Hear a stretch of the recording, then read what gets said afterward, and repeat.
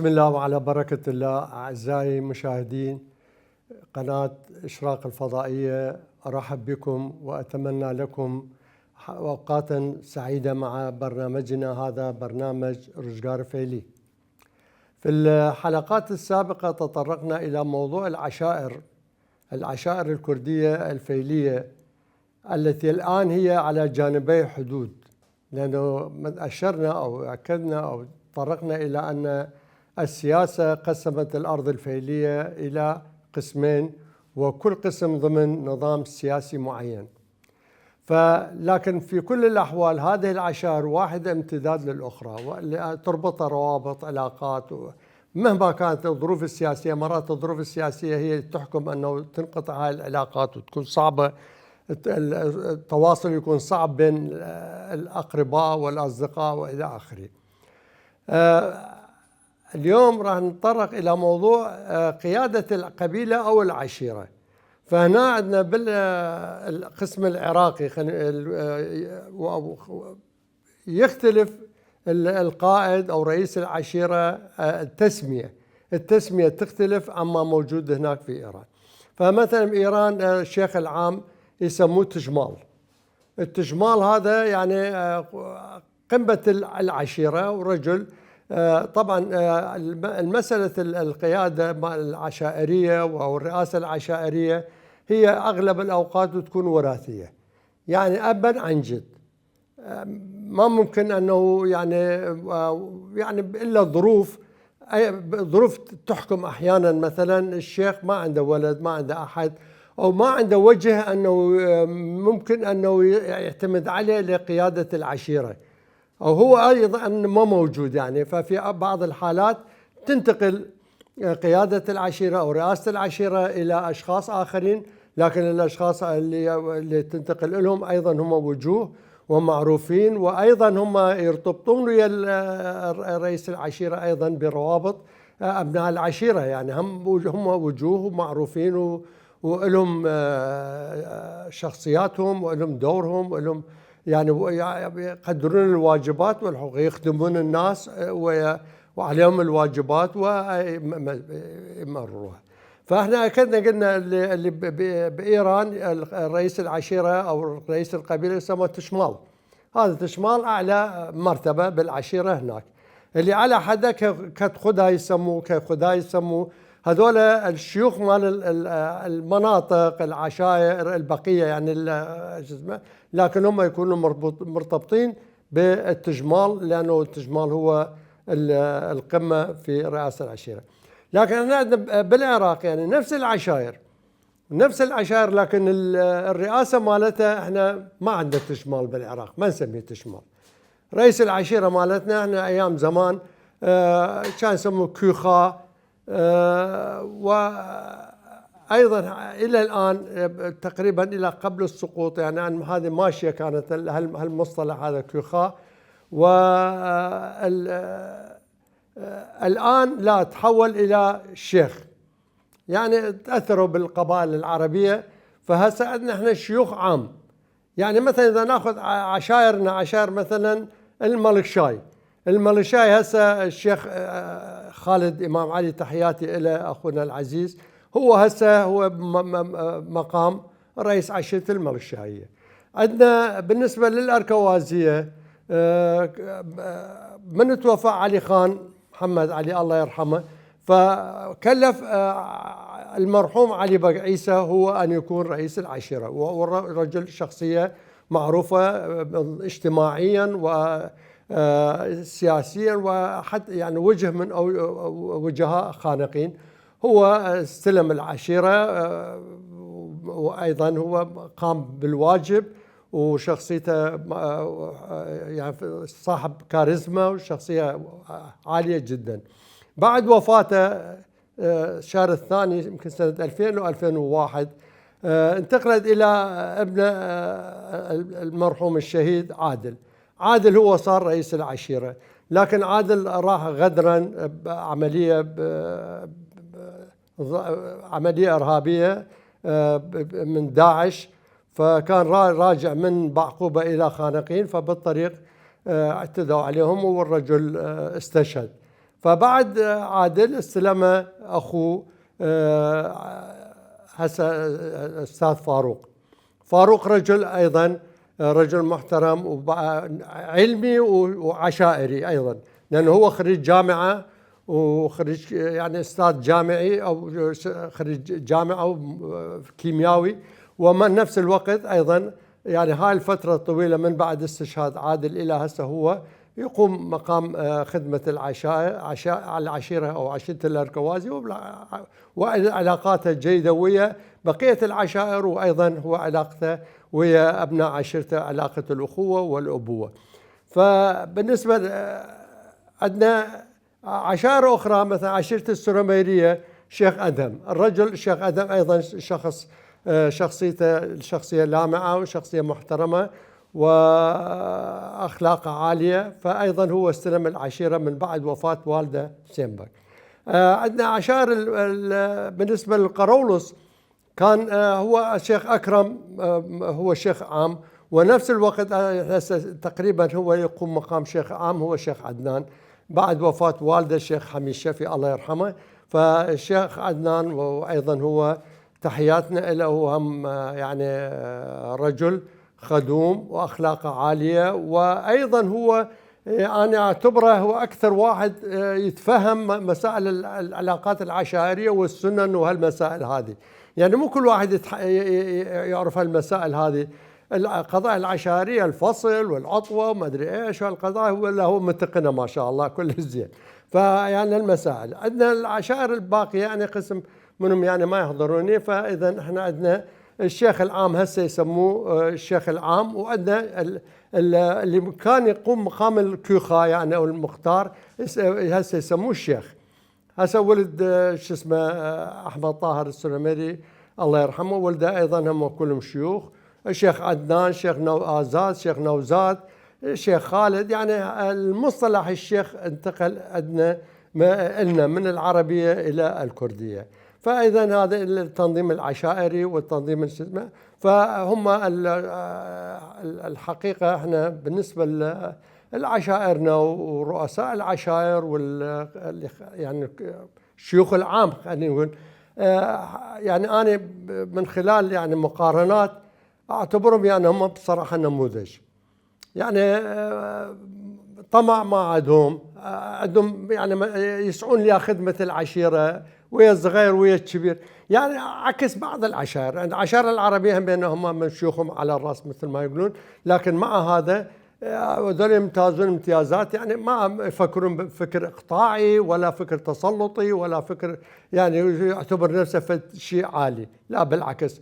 تشوفه بالشارع تحكي وياه الشيخ عام، يعني مثلا أستاذ فاروق أو الشيخ أدهم أو غيره.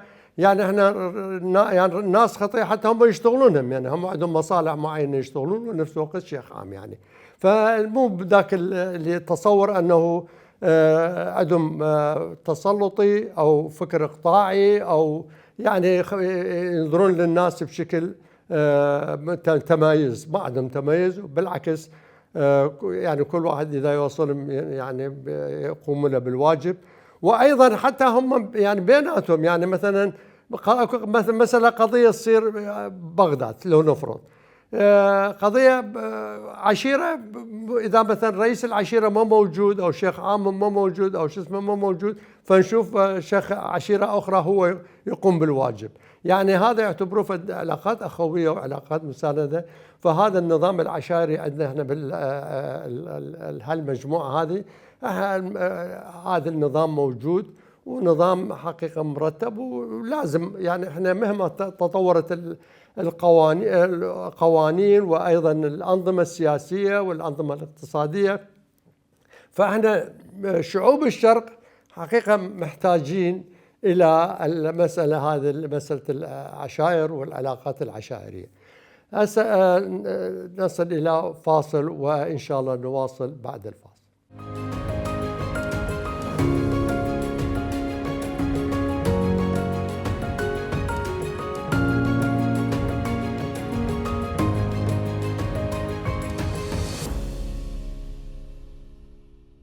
يسرني أن أعود إليكم بعد الفاصل لإدامة الموضوع.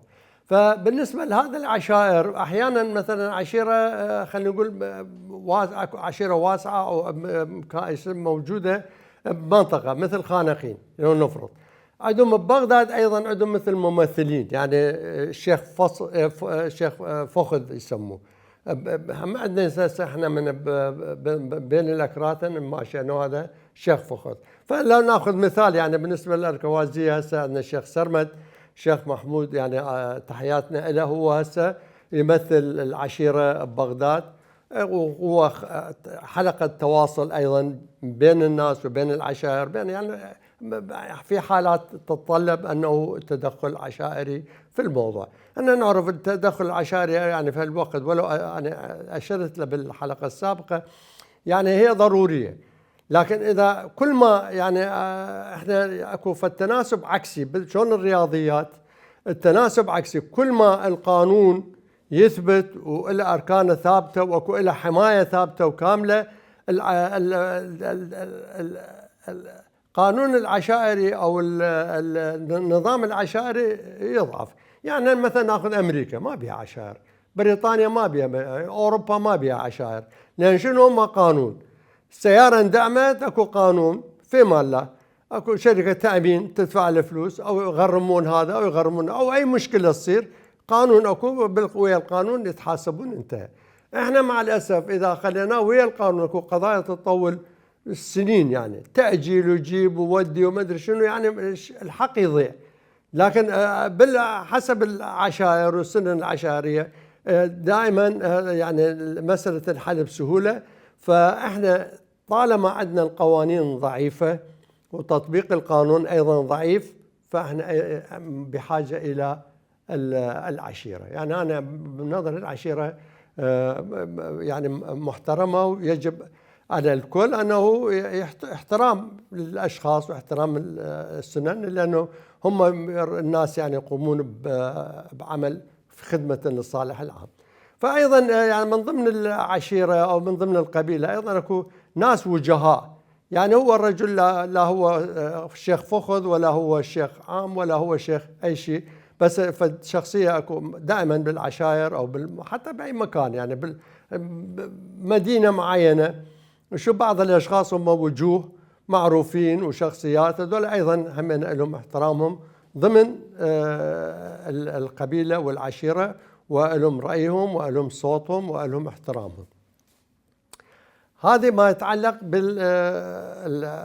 بالعشائر. عندنا بالنسبة لإيران حقيقة أنا ما عندي معلومات يعني مصادر عن الشخصيات العشائرية أو من بعد التجمال، وهنا عندنا عشائر كلها امتدادات، واحدة عشيرة امتداد أخرى، يعني أركوازي موجود بخانقين، وأركوازي موجود ببغداد، وأركوازي موجود بكرمانشاه، وموجود بعيلام.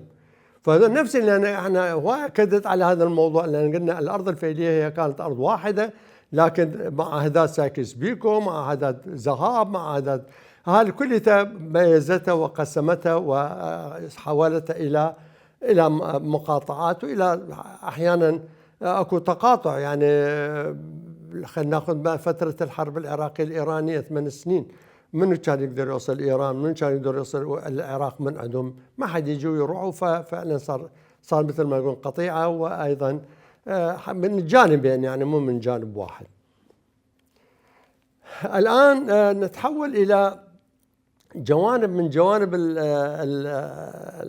القرية، خلينا نقول القرية أو العشيرة الفيلية. أنا مرات أكد أقول عشيرة فيلية، قرية فيلية، أرض فيلية، يعني أكو أشخاص مع الأسف يعني مو معنى يعني هذا هو تصوره، أنه تصوره صحيح أيضا، لأنه يقول أنا مثلا أنا مو فيلي، هو صح أنت مو فيلي، يعني إنسان هي فيلي مو مثلا دين ومرتبط بشخص أو فتشي، هذا الإنسان دعاية. واحد يقول أنا من بيت الحداد، واحد يقول أنا بيت النجار، واحد يقول أنا شكرتشي، ما أدري، هالمسائل هذه موجودة. فهذا هنا أيضا لكن إحنا للسهولة يعني البحث في الموضوع، مو بس أنا، كل الإخوان والأساتذة اللي قاموا تأليف كتب، كلهم نفس الخطة. يعني احنا يعني ماكو غير حل انه الا من نبحث هالموضوع هذا، لازم نبحثه ضمن موضوع ضيق، يعني ما ممكن التشعب. لان احنا نقول مثلا هذول هالمجاميع السكانيه اللي فيلي واذا مو فيلي اذا شو اسمه، هم مرتبطين بلهجه، مرتبطين بمذهب، مرتبطين بارض، ومرتبطين بمصالح مشتركه واللي هي منها مصاهره والاشياء. يعني هذا موجود. كل هالمجاميع باي مكان اذا اجتمعوا بين اشخاص هذا تربطهم في علاقه معينه، فسواء الفيليه او مو فيليه. يعني حتى من الاساتذه بشير النجفي يقول ماكو شيء اسمه فيلي، يعني بحق يعني رايه هذا ورايه ايضا محترم. توصل عن خلال بحث او خلال شو اسمه انه الكلمه هذه هي مثل لقب، هذا هو يعني، ومو يعني لقب الهي، ماكو شيء الهي عندنا بالكون، هذا ايش اسمه يعني القاب الهيه. فهسه نجي للعلاقات الاقتصاديه بالقريه. القرى هي مصدر او سله الغذاء لكل المدن بالعالم. يعني دائما المدينه هي معتمده بغذائها على القريه. فاذا القرى عندنا القريه او بالعشائر او بالمناطق، فهذه القريه هي مصدر الغذاء، لانه الناس اغلبهم يعملون بالزراعه وتربيه الحيوانات، وايضا بعض الصناعات اللي هسه راح اتطرق لها. فهذا الحياه بالنسبه لهم، يعني زراعه، تربيه حيوانات، وبعدين هو يعني هو نفس الشخص هم عايش عليه، يعني يزرع هو ياكل وهو شو اسمه، وفائض الانتاج يدزه يدزه للمدينه يبيعه.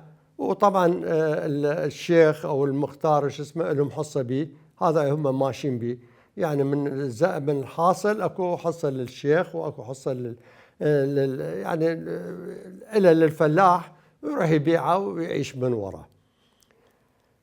فاذا عندنا العمل الرئيسي بالنسبه للشخص للفلاح هو العمل الرئيسي له الزراعه، وبعدين عنده انتاج حيوانات، يعني يربي حيوانات كاثرا يروح هم يبيعهن ويشتغل وش اسمه يعيش من وراهن. عندنا مجاميع اخرى داخل القريه، لانه انا هذا الحقيقه سويتها مثل دراسه انثروبولوجيه، يعني درسنا وش اسمه، حتى عندي يعني مشارك بكتاب بهذا الموضوع. فاريد يعني حتى يعني اللي بالمدينه يعرف انه هو اللي مثلا ابوه جده وين اجداده شلون كانوا يعيشون. فايضا اكو بالقريه اكو ناس ما عندهم المام بالزراعه، لا هو عنده المام ولا ايضا عنده قاع ما عنده يزرعها، يعني مو كل واحد عنده قاع يزرع بيها. فاكو مرات مثلا الشيخ عنده قطعه قاع ينطي الواحد يقول له ازرعها، والحاصل بيناتنا بالشراكه، يعني ماشيه هذه عندنا موجوده بالقرى. لكن اكو ناس مثلا ما يقدر، ما عنده قاع، ما عنده شيء، ما عنده امكانيه، ما عنده معرفه، ما عنده معلومات عن الزراعه. فنشوف اكو ناس يهتمون فقط بالرعي. عندنا راعي الاغنام بالكرديه او بالعشائر الكرديه، عندنا راعي الاغنام وعندنا راعي البقر. راعي الاغنام يسموه شوان، وراعي البقر يسموه قاوان. هذول يعني ناس فقراء وما عندهم فد شيء، يعني هذا يجمعون مثلا الشوان، يعني راعي الاغنام يجمع الاغنام مالتهم مال المنطقه مال القريه، يطلع بها الصبح يجي بالليل ايش اسمه يوديهم يرعون وياكلون الحيوانات هذه تتغذى ويرجع بالليل. وهذا ايضا الى مثلا على كل راس غنم ينطوا فد مبلغ، ذاك الوقت يعني فد مبلغ معين، حتى هسه يعني فشي بسيط. يعني لا اذا هو شاطر مثلا يقدر يعتمد على نفسه، مثلا يحك له تكرمون كلاش هذا يسوي له شغله، فايضا هو لان عنده فراغ هو ماشي ويا الاغنام مالته، فممكن انه يزيد من دخله. فالى فاصل اخر وايضا نتواصل ان شاء الله.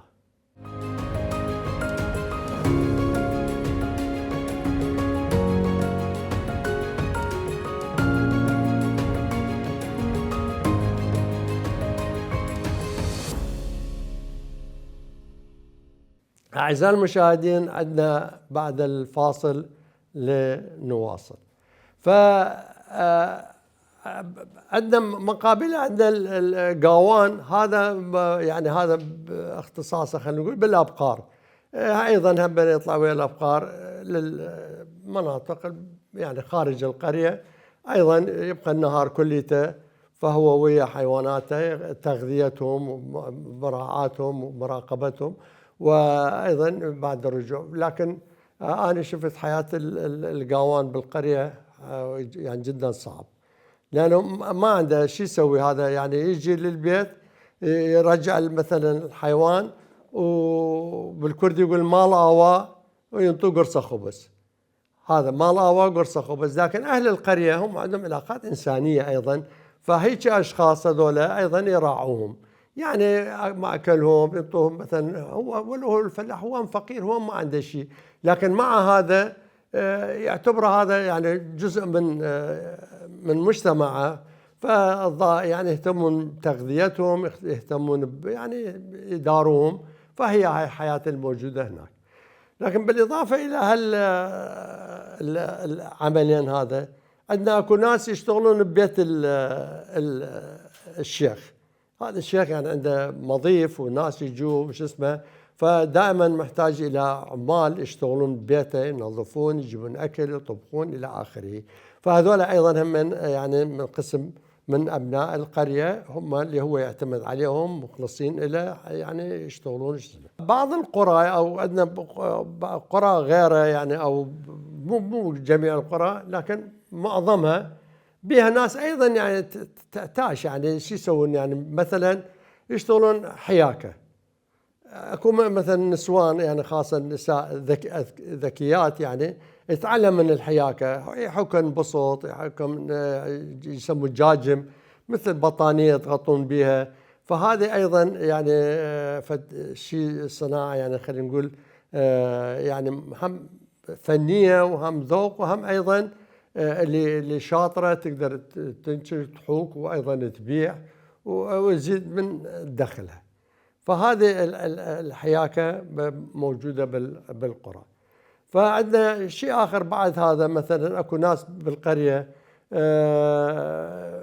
متخصصين، يعني يتخصصون غير قضايا، يعني مثلا القبالة. أكو نساء أيضا، ولو المفروض هذا من نناقش المرأة الكردية نناقش هذا الموضوع، لكن هسه اجى عارض. فالنساء يقومن عمل قابلات، يعني احنا قبل مثلا 50 سنة 70 سنة 100 سنة ما كانوا كأطباء أو طبيبات للتوليد، يعني توليد النساء. فدائما وحدة بالقرية مثلا عندها المام، عندها شيء، هذه تقوم مقام الطبيبة بعمليات القبالة والتوليد، فهي تولد النساء اللي موجودات بالمنطقة. وأنا لاحظت أنه ولد القرية المعينة كلهم يعني ينظروا لها نظرة لأن هي أمهم، هي مجيبتهم كلهم، فهم يحترموها. مثلا هو إذا صرح عسكري يرجع يروح يبوس إيدها، يعني يروح عندها، يعني فد علاقات محبة بيناتهم، يعني محبة الولد ويا الابن. عندنا الناس ايضا اكو مثلا يتخصص انه عنده معلومات خلينا نقول طبيه بسيطه، يعني علاج باعشاب. اكو ما عندهم بعض الاعشاب هذه، يعني هي شو اسمه تكون يعني هو حتى الادويه الكيميائيه هي اكثرها اساسا من الاعشاب، لكن هاي الاعشاب هم تعلموا عليها وتعرفوا عليها فيستعملوها. مثلا بابنك ولسان الثور او الحنظل او ما هالمسائل، هذه النباتات الموجوده اكو قسم بها. اكو قسم اخر يتخصصون بالكسور والتجبير. يعني انا كل اقول لكم يعني هذه الفتره اللي قبل وجود المستشفيات وش اسمه، يعني قبل يعني خلينا نقول 50 سنة 40 سنة. ولو هسه في الوقت الحاضر أيضا احنا يعني هواية كنا ساعتها ببغداد يصير إذا كسر ما يروح للطبيب، ما يروح للمستشفى، ما يروح على مجبرش. المجبرتشية موجودين هذولا أيضا. هسه هم طبعا المجبرتشية مال هسه طوروا نفسهم حتى يقرأ الأشعة، يعرف من الأشعة، يعرف الكسر، يعرف الفصل إلى آخره. فأيضا أكو ناس كانوا يعني مو شرط ضمن يعني اكو مثلا فد 20 قريه واحد بيهم مجبرتشي، مو كل قريه بيها واحد مجبرتشي، لا. فهم يروحون يمه هو يعالجهم، طبعا مبالغ بسيطه يعني شو اسمه. ف للذكرى عندنا محمد نجيب الربيعي الله يرحمه، كان رئيس مجلس السياده بزمان عبد الكريم قاسم، يعني هو يمثل رئيس الجمهوريه كان. يعني عندنا مجلس السياده، ما عندنا رئيس جمهوريه بزمان عبد الكريم قاسم، عبد الكريم قاسم نفسه هو كان رئيس وزراء. فمحمد نجيب الربيعي راح الخانقين، فصار عنده شو اسمه كسر باصبعه، ما ادري فسخ، ودوه على شخص من العشيره الله يرحمه نامدار. فنامدار هم كان معروف، حجي نامدار الله يرحمه معروف هذا يعني مجبرتشي، يعني مال هالمناطق مال الخانقين كليته. فهو سوى له رتبه يعني سوى جبر له اياه. فقال له شو تريد شو اسمه يعني اجازيك على هذا العمل. قال له والله انا طالع تقاعد وبعد بيع حيل اشتغل وما ادري شنو، بلكي ارجع قاطلق. هو يشتغل عامل بالمصفى، فالرجال رجعه للمصفى مقابل هذا. فطبعا ايضا هذه المهن ايضا تتواترها الناس يعني تقريبا وراثيه. يعني نامدار الله يرحمه عن ابوه رستم. فبالاخير عندهم واحده من حفيداتهم ام خضير الله يرحمها توفت بالكورونا يعني قبل حوالي كم شهر. هذه ايضا ام خضير كانت خبيره بالتجبير، يعني تجبر وش اسمه ومتمكنه وفد مره يعني صالحه الله يرحمها. فهذه ايضا يعني انسان دائما هاي المهن الناس تتواترها عن الاباء وعن الاجداد. فطبعا اذا يشوف ابوه دائما او الولد او البنيه يشوف ابوها يشتغل هالقضايا، فايضا الطفل او الولد او البنيه يتعلمون هاي المهن وايضا هي تبقى عندهم. لكن احنا داخل المدينه يعني مو كل منطقه بها مجبرتشي، لكن المجبرتشي الى الان انا اشوفها الى دوره والى قابليته والى شو اسمه. لا واكو علاجات اخرى يعني اذا بين لكم يعني حقيقه انا ما كنت اصدق بها. يعني انا واحد من الناس يعني على اساس دارسين وشايفين ومن القضايا هذا ما معقول هاي الحكايه. عندي يعني واحد من عائلتي ابن اختي خطيه صار فالولي باصابعه، فالول يعني ودوه المستشفى بدي تطب، يخلوا له تيزاب، يخلوا له ما ادري شو، يقصوه شو اسمه وترجع قاطلخ. فهم انا من القريه قالوا يابا انتم هاي شو لكم بالادويه شو اسمه، اكو علاج جدا بسيط يابا شنو، روحوا دفنوا لكم عقرقه مكان يعني مكان شول، يعني لا يوصل هذا الولد او الشخص لا يوصله، فبس زرعوه بمكان شو اسمه دفنوا العقرقه بمكان. فبعد فتره هو هذا شو اسمه فعلا والدتي دفنت الى عقرقه بعد فتره قال شو اسمه وكلهم وقعن وراحن وسوى بالمانيا وما شاء الله اصابعه وشو اسمه كل شيء ما بي. فإلى هالحد هذا وصلنا إلى نهاية حلقتنا لهذا اليوم. إن شاء الله عندنا لقاءات أخرى، وأستودعكم الله وإلى اللقاء.